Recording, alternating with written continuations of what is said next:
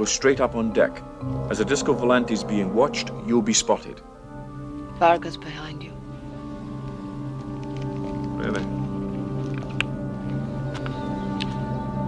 He must have followed us.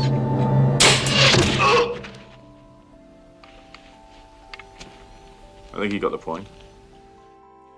And he strikes. Like Thunderball.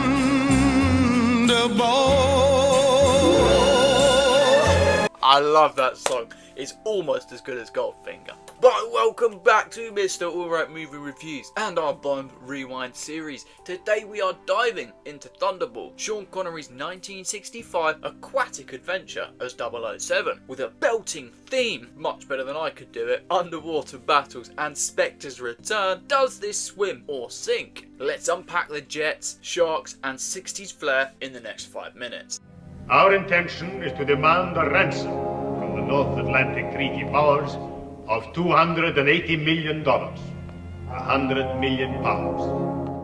Thunderball features Tom Jones' booming Thunderball, a dramatic ballad that hit number 25 in the US and number 35 in the UK. John Barry's lush score and Jones's powerful vocals match the film's grand scale, blending menace with romance. It's a 60s gem that captures Bond's larger than life stakes. Although less iconic than Goldfinger's theme, you gotta admit Tom really went for it here. Its swagger sets a thrilling tone, hooking audiences with a bold operatic vibe. Oh no. 007. What a wonderful surprise. Well, for me too. I must say, I find this business of equipping you in the field, on the run as it were, highly irregular. And in this film, Sean Connery is still in prime form as 007, exuding confidence and grit. In Thunderball, he is a suave operative tackling underwater missions with charm and physicality. His quips and cool-headedness in shark-filled waters shine.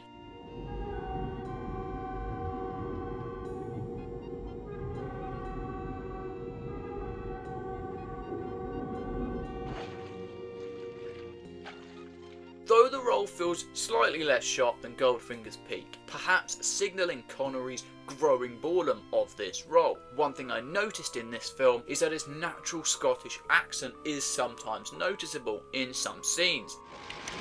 Get your radio man onto Orlando Beach. Warn them the target is Miami.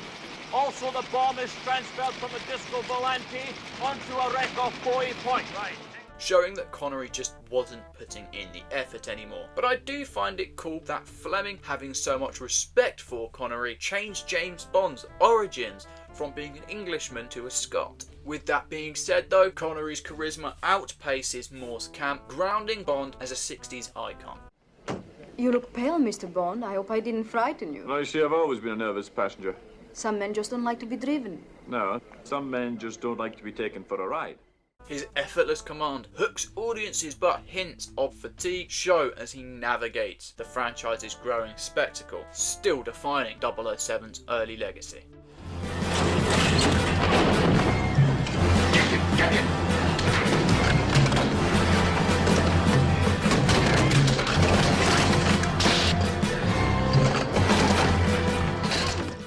Connery is joined by Claudine Alga as Domino, a glamorous ally, as well as Adolfo Celli? Are you sure about that? As Emilio Largo, a one-eyed Spectre villain. Luciana Paluzzi's Fiona Volpe also joins as a fiery femme fatale. That car sequence where she goes speeding along at 100 miles an hour is always tense. The plot follows Bond stopping Largo's nuclear bomb heist from a stolen NATO jet. Gadgets include a jetpack that, although looks dated today, was still really cool to see, and also an underwater breather. The Bahamas underwater battles are groundbreaking but at times a bit slow. And fun fact, Thunderball won an Oscar for its visual effects, the second Bond film to do so, but its legal battles shaped Bond's future rights, with Never Say Never Again being a direct result of the disputes between McClory, Fleming and Eon. Thunderball scales up Goldfinger's spectacle with bigger budgets and action, cementing Connery's era as Bond's 60s peak.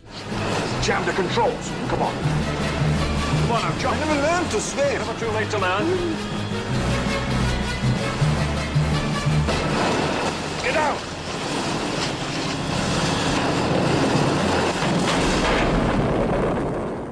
Largo's Spectre plot echoes Dr. No, while the tech-heavy focus foreshadows You Only Live Twice's extravagance, balances gritty espionage with blockbuster flair, influencing Moore's campy run. Connery's 007 remains the franchise's heart, but the film's ambition marks a shift towards spectacle that challenges the series' grounded roots before Lazenby's much more grounded pivot, funnily enough. Thunderball grossed $141 million worldwide on a $9 million budget, a profitable 1965 hit for sure, but it scored only 87% from critics and 73% from audiences on Rotten Tomatoes, praised for its effect and Connery, but criticised for slow pacing, falling short of Goldfinger's praise. Fans love the underwater action and Domino, but they call it bloated, with many preferring Goldfinger's tighter story, myself included. Thunderball dazzles with its underwater scope and Connery's charm, but the pacing, it drags in the longer dive scenes and some other parts of the movie. Tom Jones's theme and the jetpack sequence are very cool, and Largo's menace works, but it does feel overstuffed. It's ambitious, but it lacks Goldfinger's snap, and I give it a 7.5 out of 10 for its bold visuals, 60s vibe, but sluggish tempo. But tell me, is this Bond's wettest win? Drop your thoughts in the comments below, because that is Thunderball Surface. And next up is You Only Live Twice, Connery's volcanic romp. So if Bond Rewind has got you hooked, then smash like and subscribe to stick around for our 26 episode ranking. We're almost there. Huge thank you to Jagex for letting us use old school RuneScape music, but a bigger thank you to you for watching to the end of this video. You're doing a huge favour for my engagement as a small YouTuber, and it really does mean the world to me.